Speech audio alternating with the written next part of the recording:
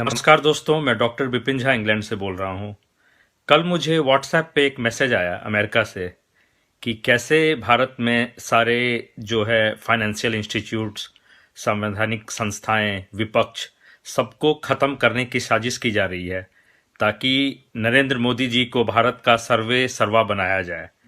तो मुझे एक बात याद आ गई कि 2012-13 में जब मोदी जी को प्रधानमंत्री जो है कैंडिडेट बीजेपी ने बनाया था, तो वो क्यों बनाया था।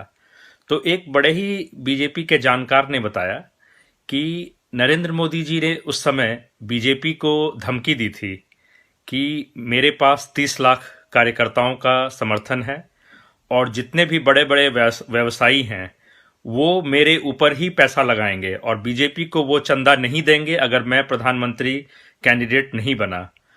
तो उन्होंने बीजेपी को तोड़ने की जो है धमकी दी थी।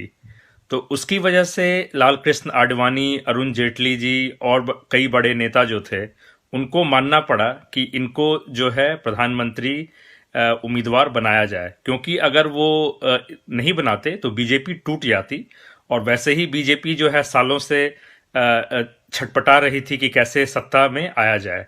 तो वो अन्ना आंदोलन जो एक प्रायोजित था कि कांग्रेस सरकार को बदनाम करने की, उसके बाद जो है जो व्यवसायी जो घराना थे वो मोदी जी के ऊपर इसलिए पैसा लगाना चाहते थे क्योंकि उन्हें पता था कि इनके माध्यम से फिर हम अपना मकसद पूरा कर सकते हैं। और आपने देखा होगा कि 5 साल में मोदी जी ने कितने देशों की यात्रा की थी। तो उसका कारण ये था कि जो भी व्यवसायियों ने जो 2000-3000 करोड़ इनके इलेक्शन कैंपेन में लगाया, तो उससे कहीं ज़्यादा उन्होंने वसूल लिया। और आज जो देश में जो है एयर इंडिया को बेचा जा रहा है, जो एयरपोर्ट की नीलामी, रेलवे प्लेटफॉर्म की नीलामी और भी जितने LIC हो गया उसका प्राइवेटाइजेशन, तो इन सब का मकसद यही है कि आम जनता को कमज़ोर किया जाए और एक व्यक्ति के हाथ में जो है पावर इतनी ज़्यादा आ जाए जैसे कि रशिया और चाइना के प्रेसिडेंट के पास है। तो इसीलिए हर राज्यों में सरकारों को गिराने की कोशिश की जा रही है ताकि हर जगह बीजेपी जो है सरकार बनाए और राज्यसभा में अपनी बहुमत ले ले। तो इस साजिश को समझना ज़रूरी है। देश जो है आज एक बहुत बड़े मुसीबत में है और हम सबको खड़े होने की ज़रूरत है, क्योंकि गुलामी सिर्फ अंग्रेजों जो है और मुगलों की नहीं हुई थी।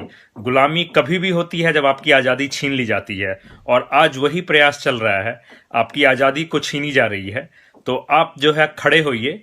जो मजदूर थे, जो 4 करोड़ लोग पैदल चल पड़े थे, उनको इतना भी मतलब हिम्मत नहीं हुआ कि वो जाके अपने राज्य या जिला प्रशासन के पास जाके बोलते कि हमें घर पहुंचाओ। तो वो चुपचाप से जो है वो सह लिए। और ये जान लीजिए कि जो गुलाम होता है वो हमेशा जो सफ़र करता है वो कमज़ोर तबका करता है। जो संपन्न लोग होता है, वो चाहे अंग्रेज थे चाहे मुगल, वो ना कभी गुलाम हुए थे ना आगे कभी गुलाम होंगे। तो और मैं आपको इसलिए ये बात बोल रहा हूँ क्योंकि ये मुझे व्यक्तिगत रूप से प्रभावित नहीं करेगा, लेकिन देश के आम जनता को प्रभावित करेगा। तो इसलिए मैं आपसे बड़ी ही विनम्रता के साथ कहता हूँ कि उठिए, खड़े होइए। इन मीडिया और ये जो बीजेपी IT सेल और ये जो पाले हुए भक्त हैं जो सोशल मीडिया पे गाली गलौज करते हैं, सबके खिलाफ जो है खड़े होइए और इन सबको सबक सिखाना है, इन सबको सत्ता से दूर जो है हमें भेजना है।